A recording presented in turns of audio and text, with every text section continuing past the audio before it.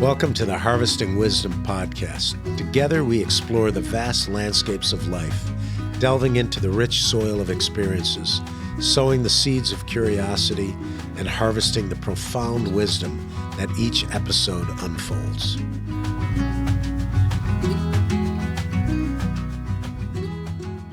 Welcome to another episode of Harvesting Wisdom. I'm your host, Mike McMahon. Today I have a special guest, county recorder, Stephen Ricker. And I'll be calling you. That's a lot of. I'll just call you Stephen. Yeah. If you even just look this way, that'll be fine. Yeah. There's only two people in the room, so I'll get the idea. Yeah. So, and you'd be part of our, I guess we call it policy making series. We have a lot of political at different angles of whether it's local or regional or national, the county recorder position. I was thinking of this like last night before I thought of putting the podcast together. Yeah. And I was thinking, who the heck would ever want to be a county recorder in this day and age? Do you worry about I get that question a lot. Yeah. But then I started to think to myself, and I travel a lot around the world and do a lot of reading. And I'm in Africa a lot. Okay. That's where our nonprofit does a lot of stuff in Malawi and Zimbabwe, and wow. and I read a lot about the history of these countries, which is not always a happy history.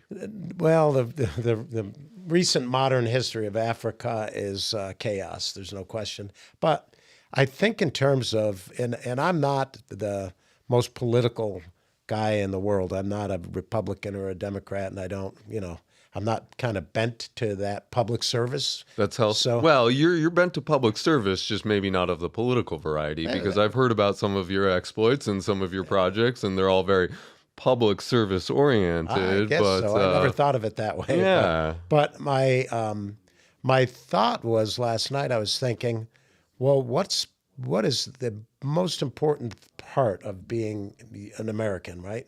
Because sometimes I come back. When I'm over in Africa, the people in Malawi, for instance, are really extremely poor. Unemployment rates of 80 to 90%. Yeah. Subsistence farming based on rain-fed agriculture. But when you go over there, everybody's happy. Everybody smiles. Everybody is polite. Then I come back here, and it seems like everybody's mad. And what are we mad about? It seems like we have all the money here, And it's like, so that perspective is interesting. But then I thought, well, what does America really have? Why does everybody want to come in through our borders, for instance? And why do they want to be here? And I think the thing I came up with is we have rule of law. Yep. Although people break it all the time, people are people, right? And we have that ability to have clean elections, even though that gets political and it gets a little convoluted at times.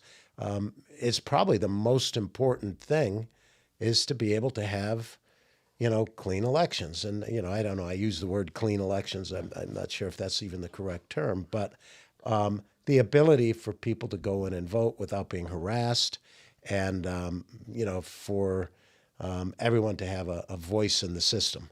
And so you took on, what are the reasons that you even took that job on? I mean, how do you even get to that point? Well, some of it gets to the very points that you're making, that I believe that the hallmarks of American greatness are rule of law, like you said, democracy. We're the beacon of democracy. I think that's an incredibly important feature of our government, and I think it enables so much of the wonderful things that we have. And then I would also say a market-based economy that allows us for thriving. And I think that traveling is so enriching for one of the reasons is because it allows you to see the United States from a different vantage and allows you to see the United States and sort of what we have vis-a-vis and how our institutions have, taken us in a different direction. And I'm not to say that everything is perfect or that everything is better necessarily, but for much of the world, we are the envy of the enviable system. And so what led me to take that on? Part of it, again, being able to do that.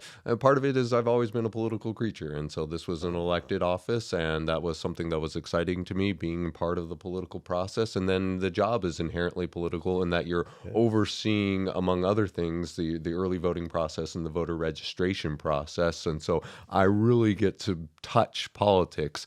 And then little did I know that it would become such a hot topic in American politics, and especially here in Phoenix. Especially here in Phoenix. And we're having these conversations about the future of American democracy.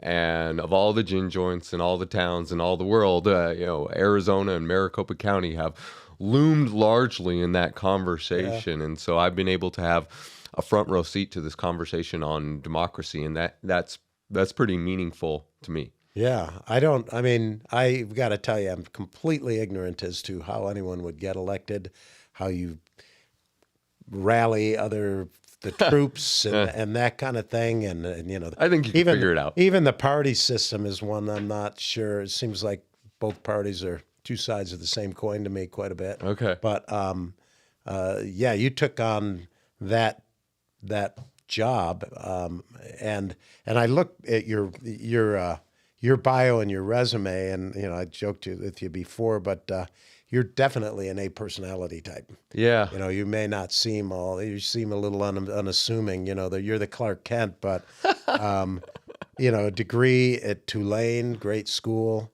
A master's in your law degree from University of Chicago, another amazing school, and now you're finishing up a PhD.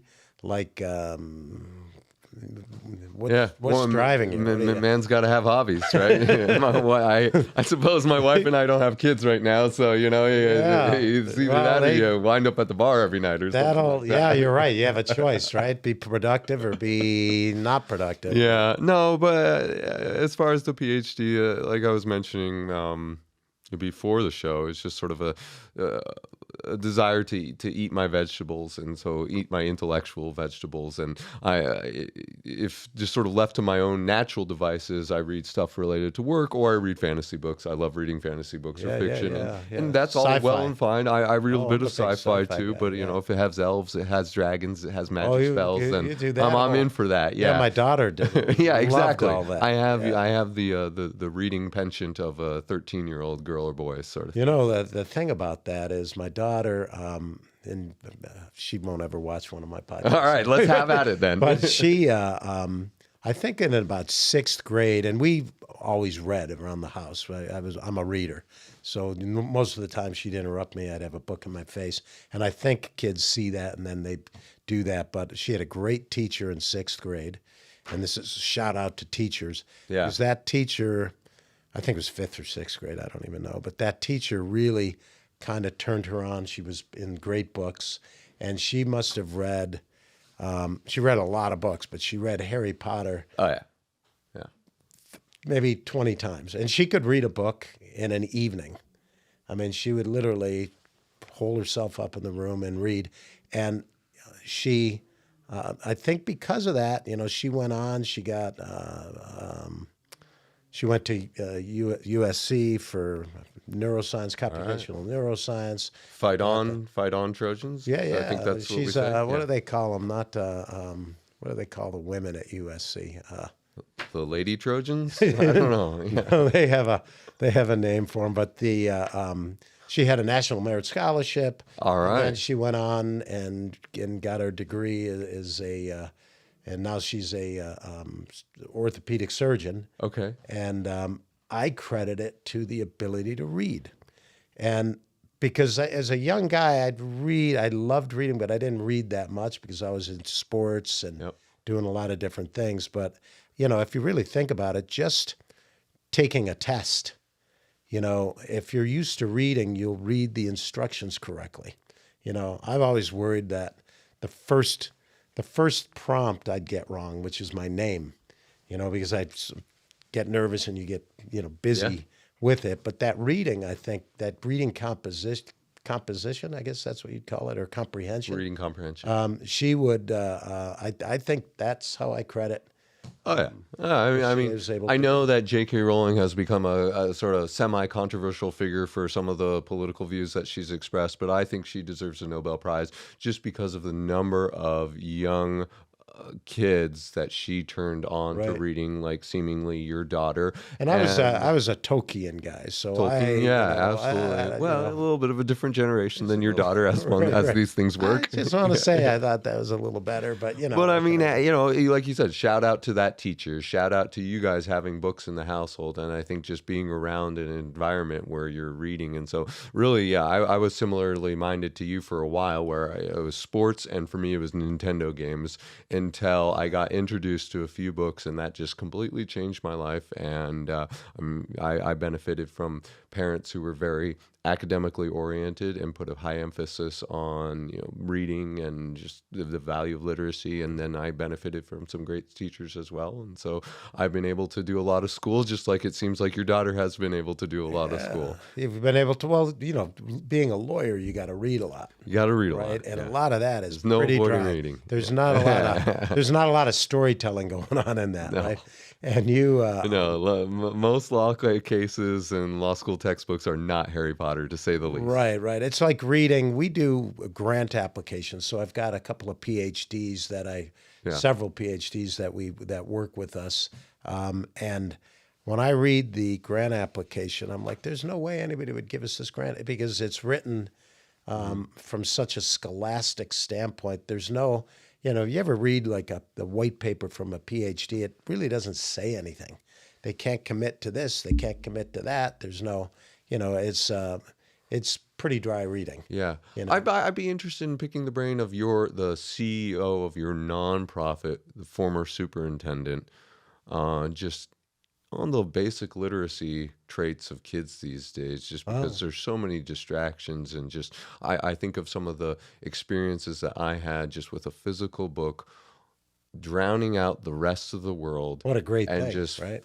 just reading at nights with the world quiet. And now, do you ever have sort of that TikTok. quiet of Now it's- mind? now it's at like- what age do you get a cell phone? And so kids' brains are being reprogrammed for sure. And I'm not sure Completely. that it's necessarily for the better. And I have no special insight on this, but I have read one or two Atlantic articles, so I feel that that enables me to That makes you comment an on expert. this. Sure, But why not? actually, that's why we should Well, we do the, and that's what right now, a big part of our mission with the nonprofit is we're tying together Arizona State curriculum standards to our, we call it a STEM laboratory or STEM garden. It's an outdoor laboratory, really, and it can cover anything from, you name it, mathematics to robotics to solar to, there's so many things.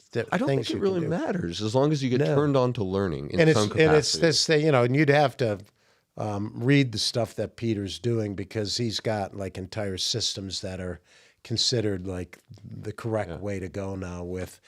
But I liken it to this. When I was taking engineering classes, I could get bored pretty quickly with it. And a lot of the abstract information, I would always, hey, why do I need to know this?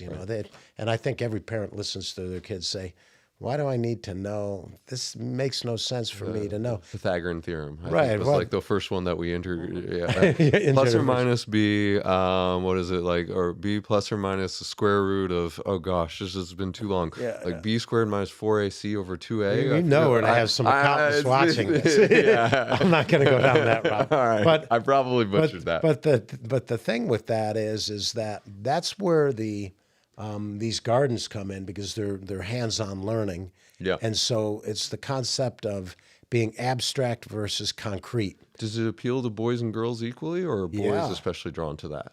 No, I would say, well, that's a great question for other people who are in the organization. We focus a lot on young women, but it's boys and girls, Well, just because you read so much about the high school graduation rates of especially boys are alarming because increasingly you just maybe it's not geared towards the disposition of boys where they're less prone to sitting still. They like doing things with their hand, Yeah, and so I yeah. think of something like that, and I'm like, wow, that could really give a teenage boy another outlet for learning and getting turned on to Absolutely, learning. Yeah, because it's what it is it's just encouraging curiosity. right. And if you're curious about something, you'll follow it yourself. And you'll figure out how to Yeah, if learn. somebody's forcing abstract thought upon you, and it's your parents or the teachers, Yeah.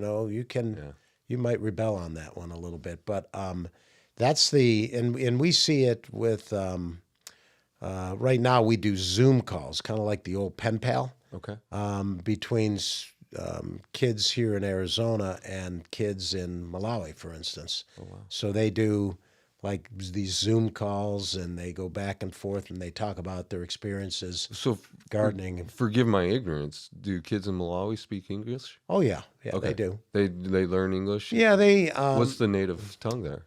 well, everywhere in Africa was tribal. I'm going to use the term tribal, but it goes back, 500,000 years. So there's Quechua, I think, would be more the native tongue, but everybody speaks English for the most part in Africa if you go to school. Okay. It's just not everybody goes to school, Right. for the most part, and your concept of school compared to what we're dealing with Sure. over there is very, very different. We're on a project we call a Project Dimba, and it's in Lukuni, and it is a big, almost, well, it will be the cathedral, Catholic cathedral for Malawi at some point. It was like 100 years ago, and but it's a big church. The second largest hospital is right there on the property. There's a printing press, which I love going, and I love the priest who runs that. Okay. Well, it's just the idea of literacy. Okay. This guy's printing, and he's a really interesting guy to talk to. He's a reader, so I can talk to readers all day long. About what book you're reading and that kind of thing. So you're on these Zoom calls with these kids, and you're talking to them about. Well, the kids are talking to each other. I'm not on the Oh, calls. okay. We coordinate that, and they talk about anything. They talk about what's so going on kids in in the their United lives. States with kids from Malawi. Yeah, right. And they'll talk about the projects they're on and that kind of thing as well. But and we just had Kim and Peter were over there for 6 weeks. They just flew back, or takes like 2 days to get there. So I don't know if they've landed yet, but they're just coming back from a pretty successful trip back there. So we do all kinds of different agricultural systems, and then we do micro projects over there. So it's interesting stuff, but there is a different mentality. It's just different. You bringing what we know to a place like that is not necessarily. You're not going to have immediate success with that. You have to understand that people are programmed differently. It's one way to put it. The schools, there's 2 primary schools, actually a third small one with the church. Then there's 2 secondary schools, but they're considered the elite. Okay. And then there's an open school for the community kids. Total in this relatively small area, a couple hundred acres, 6,000 kids. And you go into the boys or girls primary school, no electricity, certainly no computers. The windows are broken out on half the buildings. They had a typhoon a couple of years ago, and the boys' school took 30% of the roofs off. So it's just a different way of going, and there's not enough. I don't think that the teacher to student ratio is all that high, and they don't have the resources. They don't have tons of books. Yeah. Certainly no computers or projections. So, these are things that we work on, and basic things like the latrines for the girls. The walls were all broken down and stuff, and these are, young girls going through, turning to women. Yeah. And, they need that privacy. So that's one of the little projects is cleaning the latrines and putting walls So up. how does that fit into the constellation of all the stuff that the nonprofit does? As sort of the international arm, then it does some stuff Yeah. locally here. I think And locally how here, do you choose that? Yeah, like, I how did you choose, like, we're going to get involved in doing latrines in Malawi, which I struggle to pronounce for some reason. I guess it's the people who work in the organization kind of pull me, which is what I always try to do is if I'm bringing people and I tell people who work for the construction company, the soil company, if you're not pulling me forward, it means I have to drag you, and I don't want that person, and that's not the personality we look for. So the people we have basically working are kind of like you. They're all A personalities driving, kind of driving that bus quite a bit. And so I've been fortunate. this is to an have- opportunity. I think Yeah. we could do some real good here. Well, we've got three pillars, and one of them Okay. is community, because there's people who put gardens in everywhere, and gardens fail because they don't build the community. So if you're in a school and the second grade teacher is an avid gardener and then she retires or moves to another school, community nobody garden takes over, dies. right? So we start with community. In Malawi, community is so important because they have a different social structure over there that their conversational capacity is definitely limited compared to how we talk. But we're in that process of allowing them to have a voice, and I think Kim came up with the idea of micro projects, and the micro projects are great because they bring us the project and we make them think it through. What do you want to try to do? You're going to do a chicken house, or you're going to one was just a little stand on the campus where they're making French fries.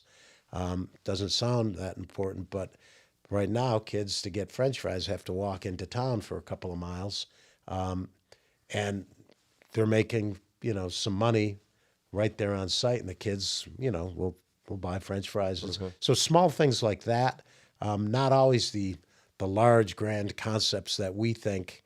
I think more in terms of infrastructure development. Joe's got some people now, part of our team and our board are working on communication, and they're identifying whether or not we'll go with like the Star satellite and the Starlink satellite, Yeah.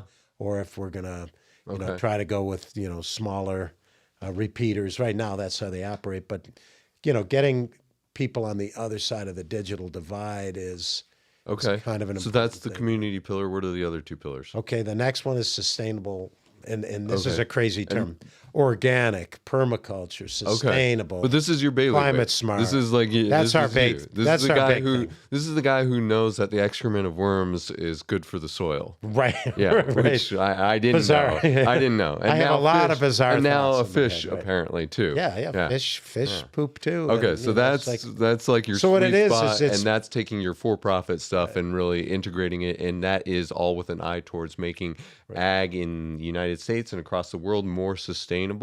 right. The third pillar, Okay. which is correct. It's learning how this ecosystem works. So it's a holistic approach to agriculture. You're looking at the entire ecosystem of where you are, whether Okay. or not it's you're in a forest area or if you're in a desert or where you are. Taking into account that particular microclimate or those soils. And with organic, if you want to call it organic, that's a strange term. And we can go into, there's so many different non-conventional farming types that we've used for thousands of years in the world.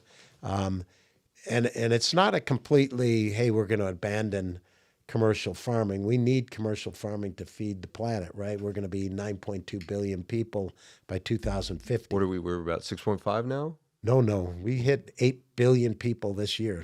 Oh, really? Yeah, wow. this okay. year. I feel like growing up, it was 6 billion was always the number that I was given. Well, or when I something was like born, that. it was 3 point Okay. something billion. And China and India are China's what, like 2 billion about? 1.6 billion, Okay. give or take. All right. Yeah. Has India caught China yet?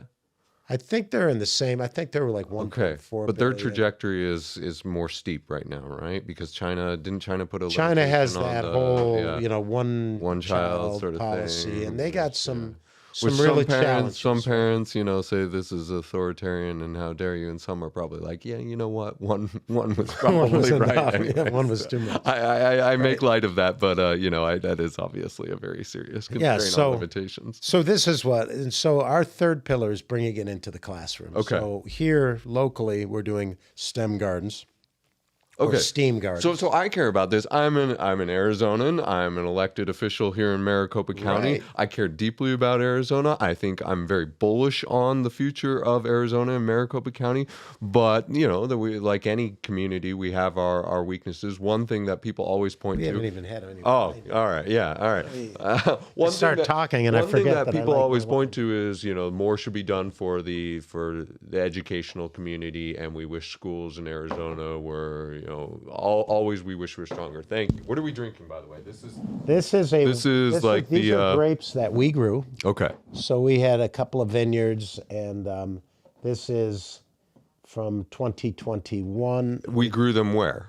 Here in Arizona? Yeah, or- right in downtown Phoenix. It's You grew them in downtown Phoenix. soils aren't even supposed to support the wine, but these some of the grapes we have are now 10-year-old vines, and they survived everything from deer attacks to the droughts and everything else. But this was we got about 360 bottles of that vintage, and then in January I do a slight blend. This is 7% Syrah to give it so that it's not a single node Okay. wine. So It's a you're little more quite the complex. polymath who knows about the blends of wine, but also about worm poop. I'm a sommelier and a wino, and what the deal though is that the real reason that we're growing it is because we're looking at the soils Okay. for vineyards. So right now, even in Bordeaux, they're looking at using different varieties, which is unheard of because of climate change. So we think that our soils will save 20-30% of water.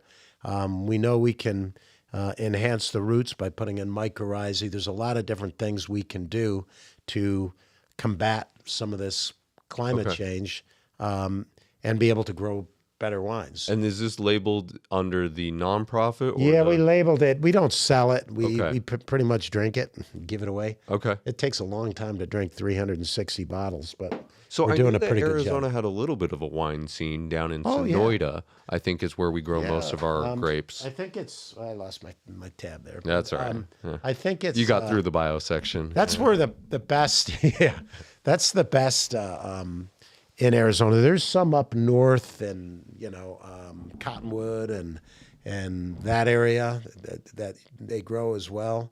The advantage there is the elevation's a little higher, but yeah, down in Sonoyta, really the place that grows probably the most grapes is Wilcox area. Okay. And that's where we have this bottled. We do 18 months of French oak, and so tell me what you think. All right. Well, and then tell me about your Arizona educational efforts, because that is something that I'm interested in and passionate about, and always needs improvement. Just because, as we were discussing before, education opened up so many opportunities in my life, and I'd be curious to know what you're doing. Yeah. What? I guess one question I have for you is you're a county recorder now, Okay. and you could go in a million directions. We haven't even talked about your family business is a. And I know construction. Right? I've been very interested, and you do a lot of things. So that was, but county recorder, family business. What do you want to know about? You're a lawyer. You did the lawyering thing. Yep. Now you're doing this thing with a recorder. What direction? You're going to get the PhD. You're going to keep doing the county recorder thing. Are you there for? So it's a 4-year term. I was elected in 2020, and So then you're here for the presidential election and all I that? am. In fact, I'm up again. I'm on the same ballot, that same November 2024 ballot as the presidential. So I'll be running as well as a candidate. Wow. And we'll see where that takes me. But I am running for re-election, and part of that's fun, part of that's I can not all imagine. parts of it are fun. Sure. But do that, and then I think after that, I will continue to try and improve this office. I'm really proud of some of the things that we've been You've able got to how many do. employees? We've got about 160 employees, Wow. full-time employees across the 3 different divisions. And so we're responsible for the recording of public documents, voter registration, and early voting in Maricopa County. Maricopa County obviously being 4.6 million The biggest people. county in Yeah. the world. In the Yeah, country. yeah. Well, second biggest in terms of voting jurisdiction, Los Angeles County. You may have heard of Los Angeles. It's Yep, heard fairly big city, but we yeah. beat them in baseball this year. So But they do so- have good restaurants over there. They do. The food is a little better. Oh well, I don't know. Those I'm are gonna fighting go out on words. a ledge. I'm the restaurant owner in Arizona is gonna complain, but Yeah. great food. So it's been a lot of fun. It's been a lot of fun for probably the same reasons why you enjoy some of your organizations, is because you get to work with people, you get to empower people to hopefully help them do better in their job responsibilities, and hopefully that translates to then other aspects of your life, and hopefully you're enriching a person's lives. And then like I said at the beginning, at the outset, I do believe that we are involved in a very critical function of American governance, of Arizona governance, and it's one that has really been under the microscope here in Arizona. So that's been very satisfying. That being said, I couldn't see myself doing this more than 2 terms. I think that What I know you've had some accomplishments and there's been some big changes. right. Transparency, the whole thing that you've had to really, and you're a Republican. I'm a Republican, But correct. I don't know how, and I never could figure Yeah, out it's a- why would politics have anything Yeah, to it's do a- with being a county recorder. But I guess politics invade our lives everywhere, right? Yeah, that's how it was set up when Arizona became a state, and it's a little bit of a curious thing that you would say, well, what does that have to do with your partisanship? And that is the mentality with which I approached the job. Now, that being said, politics is inherent in it, and it has had some different pulls and some different pushes in terms of me being a Republican.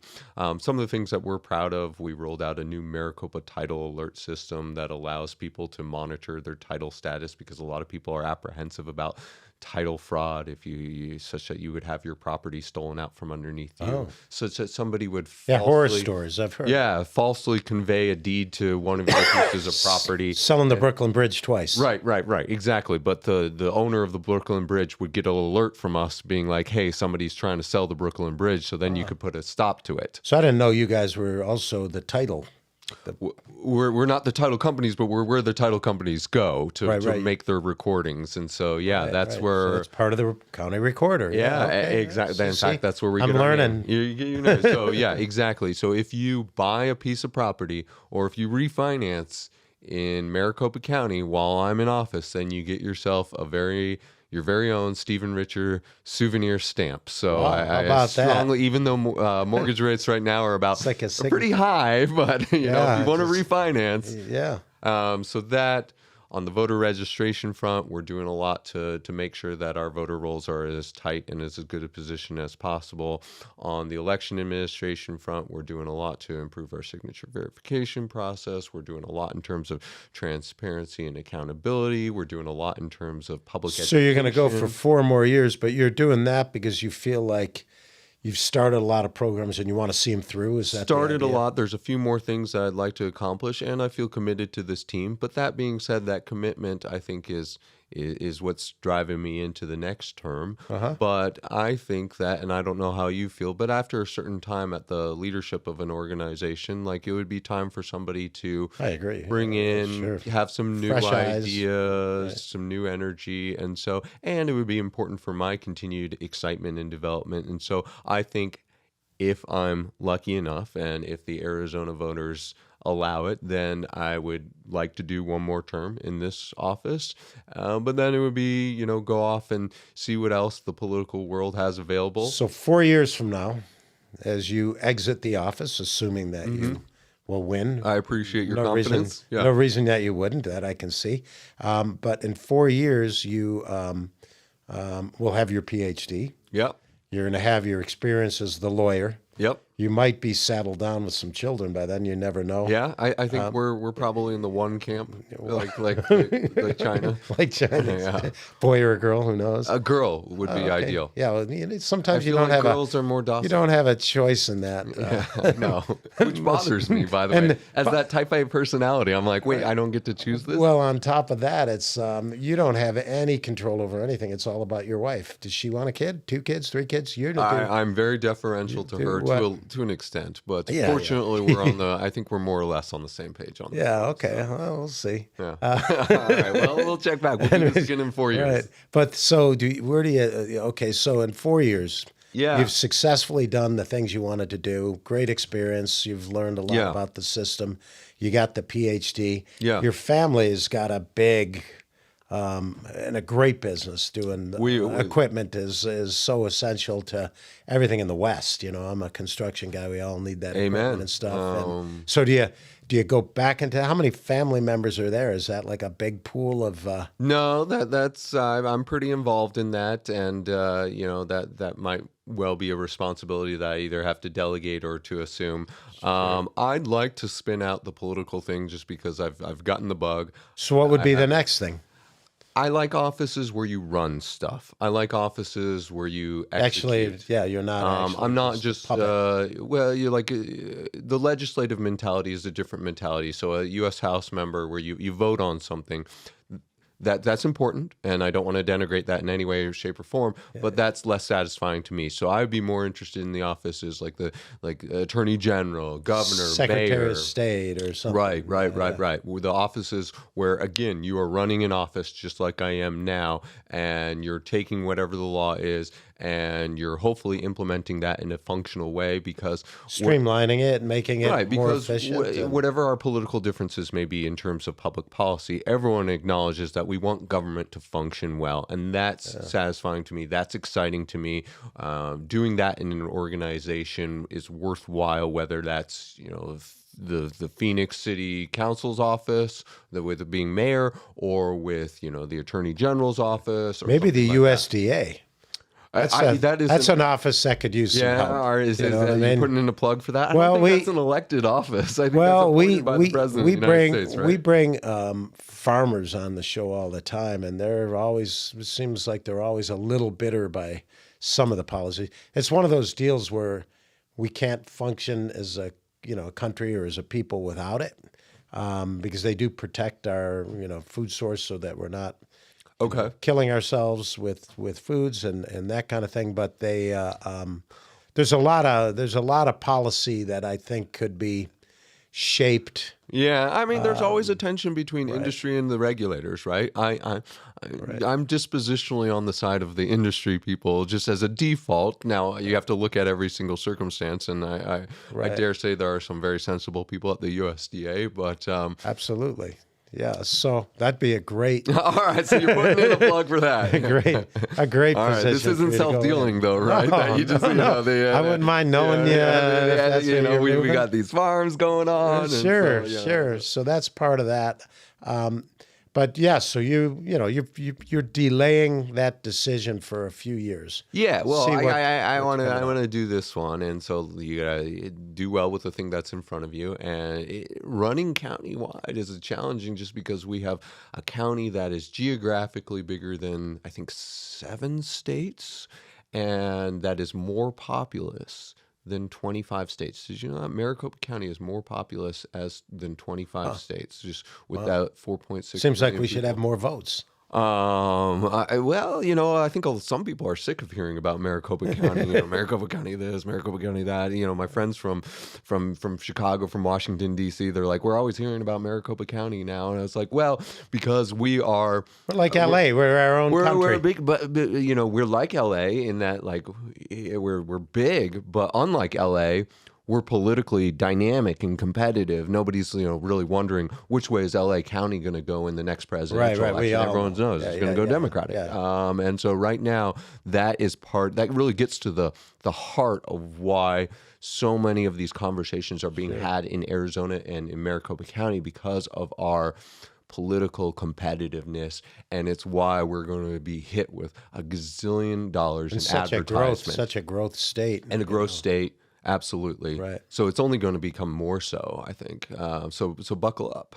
Yeah. Well, let's talk about something more important, and that is skiing.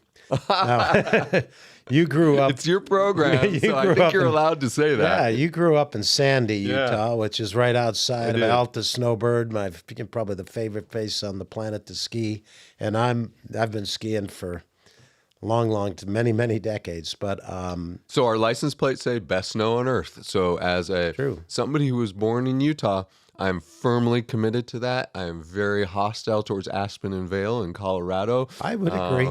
I would agree. I've kind of We had biased. the 2002 Olympics. Sometimes Japan's got some pretty good I don't want to snow. hear it. I'm very In January, it can be I've pretty butted good. heads with the America First crowd in some respects, but in this way, I am America First. There you go. Our ski resorts are the best ski resorts. Yeah, I would say. I mean, I think Alta and Snowbird already got like 80 inches, and everywhere else. And they just announced that the 2032 Olympic Games are going to be back in Salt Lake City. wow, So that's great. Yeah, I was there in 2002 when they had the Olympic Games, and it was really So that's amazing. how often do you get? I mean, you've got a lot of stuff on I'm your going to plate. disappoint you, How but many like days are you? I go back and I'll go skiing, but I played basketball, I played baseball. So what? But I just didn't Everybody ski did. that much. But yes, I grew No up skiing. kidding. You had to, of course, where I live. boarder or a everyone, skier? I was a skier. Snowboarding wasn't as much of a thing until I became a teenager. So it was back in the day. We didn't have helmets.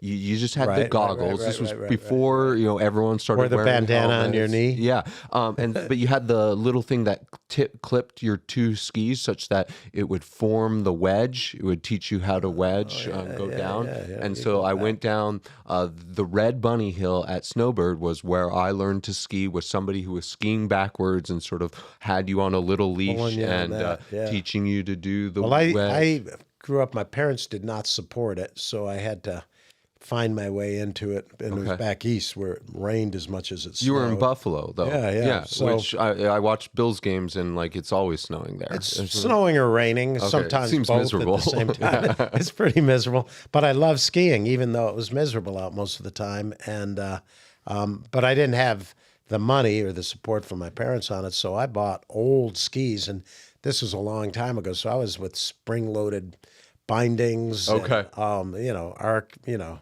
archaic equipment, but it didn't matter. Still, you're going downhill on the mountain, and it's kind of a thrill. And I still go now. I've had real estate up in Utah for the last 20 years. My kids are now. My son's in Seattle. My daughter's in U of A. Okay. They're at. So Seattle, I mean, there's some mountains up there, and people ski. Yeah, up he Hood. skis there, but he's a working guy now, and my daughter's a working gal now, and so we don't get together that often to ski. Usually, I'll try to get them to come down, and we usually will meet in Utah and we'll ski for a few Okay. days because they were on the Park City ski team as kids. What? Oh, okay. yeah. So they're legitimate. Oh, they're legit. Yeah. I built them so that I'd have a partner to ski Okay. with when all my buddies were too old So to you ski with can me condition anymore. your kids in some respects. Oh yeah, Yeah. yeah, absolutely. To be You pawns know, to your yeah, device. Yeah, and I told my daughter when she decided to go into academics and stop being on the ski team, I was like, you're breaking your dad's heart here. She goes, Dad, I'm going to become a doctor. And Yeah. I was like, well, Lee, there's a lot of doctors out there, but there's only a few Yeah. Olympian I know. skiers. Every parent is so disappointed when their child becomes a doctor. Yeah. Did you watch the movie Molly's Game? No, maybe I did. Okay. Maybe I Where, did. where she has a dad, she's growing up in Colorado, and she's getting tons and tons of pressure to be a professional skier, and then eventually she breaks her leg horrifically, and then she rebels against her dad, and then she runs these illicit gambling games and poker. Oh games yeah, and yeah. I whatnot. remember the gambling part of it. Yeah. Yeah. And so I feel like your daughter chose a slightly more productive detour off ramp, off the skiing. guess She's helping people, saving people, rather than running illegal gambling. I'll let you know when I get over it. That's a sore subject, right? Story still. So, do you have any family still? Because you went from Yeah. to New So Orleans. I lived all over. So I was born and raised in Utah. Lived in New Orleans, which is where my mom's family's from. lived in Chicago twice, lived in DC for a while, lived in Philly, lived in Hermosillo, Mexico. Actually, did a stint down there too. You speak Spanish? Por supuesto. Wow. Pero necesito practicar mucho más. Sí, Entonces, sí, sí. Yo estoy también. sacando clases 2 veces cada semana Ajá. in Interlingua. It's on 7th Street. So, That's where you we learned how we to. take classes, my wife and I, just to keep it up. She Oh, you lived still do? yeah, she lived in Costa Rica and she lived in Ecuador. Is she So Spanish? no, she's Latino? not. Nope, nope, nope. We're both very, very, very, very white. Like Arizona is not the optimal place for us because we get sunburned. too much. Yeah, yeah. Right. No, we met actually in law school. So at Oh, wow. University of So she's a Chicago. lawyer too. She's a lawyer as well. 2 lawyers. She's a better lawyer. She's the real lawyer. She's the one that like geeks out on the stuff, likes the stuff. I was sort of like, I like Makes business. money at it, the I whole like thing. business. No, she doesn't actually. She's a government lawyer now. So she used to make a good amount of money, but now we're Like both. a defender? She's a or prosecutor. prosecutor. Yeah, yeah. Okay. Yeah, financial crimes. So please don't interact with her. Oh, no. Yeah. She's someone to avoid. Yeah. Well, that's interesting that she's, found that, passion to do something like that. Oh, it's very meaningful to her. But again, it goes back to I think sort of the core of this conversation, which is just she was somebody who was turned on by education at an early age, and then it opened a whole bunch of doors to her. And she wasn't growing up being like I want to be a prosecutor, but with the Maybe a judge. with the educational opportunities that she had, she found this, and it's been very meaningful to her, and it's very satisfying. Yeah, great. So for her, she's happy with what she's doing. She's happy with what she's doing. Yeah, She might also have a political career. No, she's definitely not a political career, and Okay. I think she is indulgent of my political career, but if I told her Having to tolerate. if all I those told her people. like I wasn't going to run for anything else, she'd be like, okay, great. Well, you were the Republican of the Year or something. I saw. in your bio. You Yeah. got that whole- Got some awards, some Yeah. recognition, but with the recognition came with some negative recognition as well, and that course. like we've gone through a lot over the last 3 years, and We're so bipartisan yeah. in this country right now. yeah, So divided, but it's pretty ugly. seems and then, like there's no reason at all for it. But it's media. It's the social media that's. I think shapes that it, I gets think. to a lot of it. I do, and I think it really sort of polarizes people, puts them into their different camps, and it radicalizes some of them, and then they think that like the world is out to get them, and yeah. Yeah. Well, that's Yeah. politics. All right, what else have we got here? I think we covered most of everything. I guess one question is how do we get you more involved with some of our You nonprofits? just asked me. I'm interested. We could do team building with your whole team. Educational opportunities. I'm all about business opportunities. Heck, you can now help me. You can show me why the soil is meaningful and why it's important. Absolutely. I don't know that I'll be. You that don't want to. educated You don't in want to it. go down that path. I won't shut Will up. turn my life. All right. Yeah. But a great opportunity to get involved with some of the schools. And if one of the things we do is team building with organizations, so you could get a group of people from your office out there for a day. It's usually anywhere from a couple hours to 4 hours, and get involved with putting a school in. Yeah. If you end up having a kid, then you'll see. Because you don't pay attention, I don't think, to schools. I mean, we got that whole public versus private school thing. Yeah. We got charter schools. We got all this stuff. And you're right about one thing. The schools aren't producing. We have, I think, 3,000 or 4,000 job applications open for people in engineering, in math, and science that aren't getting filled because we don't have enough Yeah. people who have gone through these the curriculum, and I think it's just that disconnect that we see ourselves as being part of that that connection again, how to get kids kind of turned on to that. So Yeah. love to have you jump in on that and come and join us. Anything that's educationally oriented, and I salute you for doing that. So, Yeah, absolutely. well, we'll have you come by the office and look at all the different things we do, or come by one of the projects we have. Hey, and you see what you you had have. to listen. You got so much time. You've on had your to hands. listen to me for an hour, so I feel like we're connected now, and I got to There come you by go. and see something. That's now, my so. job is to definitely to connect. To reel you in, To and then pull you in. all right, Yeah, all right. right. That's I how want you- to see it all. I got it. I The got you three here. pillars. Well, I I don't promise know if I'm in for. it's I mean, fun. if you want to fly me to Africa, like I'll say yes, but yeah. I don't know about that. All right. Well, I won't. I do won't fly make people you to answer Africa all the that. time. Yeah. If you want to go for like a month and get your hands No, dirty, I just maybe, want to quickly and then see. you'll be an indentured servant. That would be. I'm sure it would be very meaningful. But yeah, you can learn some of the things here that we're doing, and I highly recommend for everyone before you have kids, you and your wife should go to Africa. We are very deeply connected in Africa, and it's one of those places. Having those connections makes a huge difference. Yeah. Because just getting around is a big thing. But Never been. Africa and most people that I talk to, I even say, hey, do you want to come to Africa? And they're like, oh, I never want to go to Africa. And I was like, where did this perception come from? But it's beautiful. I mean, that's one thing. The weather in southeastern Africa is like California. And you just have like Victoria Falls, and then you go into the bush and you see, and I don't think anyone should live a life without going into the bush and seeing wild game. I can't imagine living your entire life without seeing it, because it's shrinking and shrinking and shrinking and shrinking, and soon the one thing humans do is we destroy other species on the planet, and with our encroachment.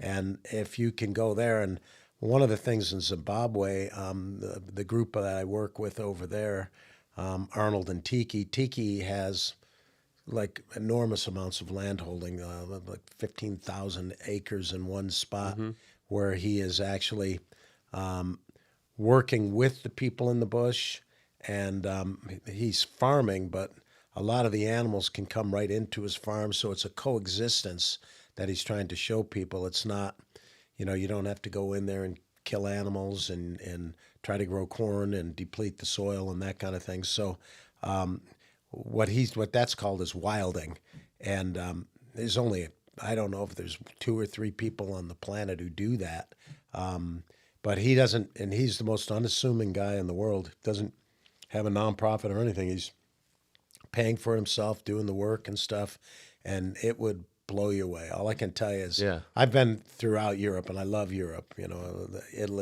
everything else. But there's nothing better I'm an advocate than for traveling. yeah, it'd be a great thing to get you to go. So, but let's wrap up. I'm going to give you one of our bottles of wine. Amazing. Yeah. How did you like that? I liked it. Yeah. Drinkable? Yes, drinkable. It's got culinary Thank potential. you very much. Yeah, sure. I appreciate the opportunity, and I appreciate you sharing this with me. So, thank you, County Recorder Stephen Ricker, Yeah. for joining me today, and love to continue watching your success and get you involved. Cheers. Thanks very much. Okay. Thank you for joining the Harvesting Wisdom podcast. Click subscribe and like for ongoing insightful conversations. Explore our webpage for show notes and additional resources. Visit our guests' webpage for deeper insights. Your engagement is the foundation of our journey, and until next time, keep pursuing wisdom.